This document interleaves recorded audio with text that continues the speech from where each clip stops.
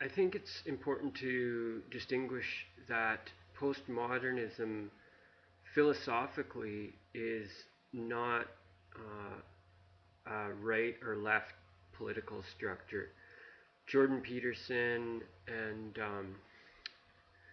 Stephen Hicks, they seem to paint a picture of it as being like a leftist ideology. And a lot of the philosophers that were connected to it might have had that distinction too, that they were politically on the left. But postmodernism, it seems to create a lot of confusion. I think that the number one reason is, like, in fact, it sort of seems like everyone on all sides likes to mock it. And I think the main reason is that the idea that something being after modern strikes people as sort of absurd. Like, it's like saying, how can you have something that's after the now? If now, if modern means now, how can you have something that's after the now? And so I think that's the primary reason that it's kind of like derided by everyone. It just seems like an absurd concept, and it's so easy to make fun of it.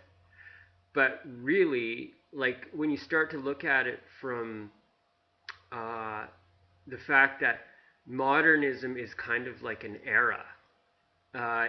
It's on one hand, it's used to describe the now, the current time, but it's also historically it's an era, which most people realize. But that's just a couple of its distinctions, and it's the same with postmodernism. You can look at it in terms of art, architecture, culture, design, any aspect of life, really. But what it is, it's a way, postmodernism is just a perspective on life. It's like it's a neutral thing. It's not really left or right. And in the simplest sense, postmodernism is rethinking modernism.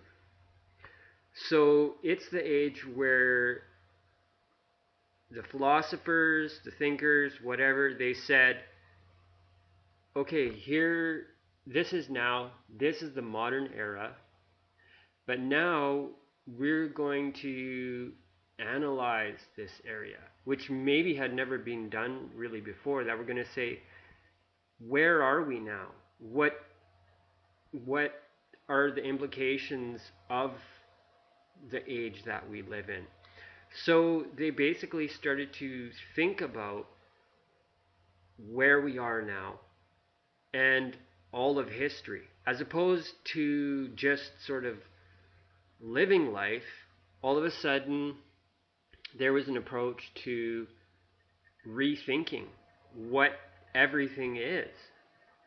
And I think that's kind of a novel thing, or a real distinction that makes postmodernism interesting. It's like the point where all of a sudden people said, okay, instead of just doing history, let's take a minute and think about the whole nature of life and history and everything. And so, in that sense, the simplest way to look at it is that postmodernism, it basically means after modernism, but even more specifically, it means rethinking modernism, rethinking the now. It means also rethinking modernism as an epoch in history that's basically the last maybe 200 years or whatever. Um, so yeah, I think that's a real useful distinction.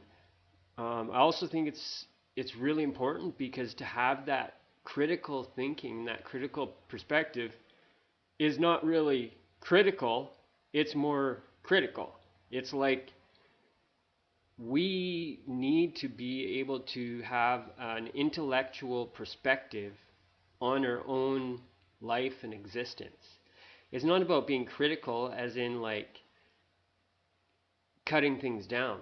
And I think that's where it kind of got derailed. That's where I think postmodernism got used by the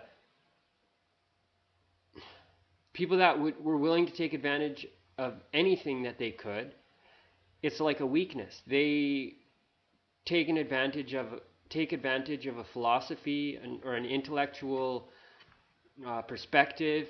They take advantage of anything. So the neutral philosophical perspective has been taken advantage of by people that have used it for their purposes. And it just so happens that it seems like that's basically been more or less done by the left political side. And it's given this sort of political overtone to what postmodernism is. But again, it's a neutral philosophical or epistemological stance, and that's basically all it is. It's the era of rethinking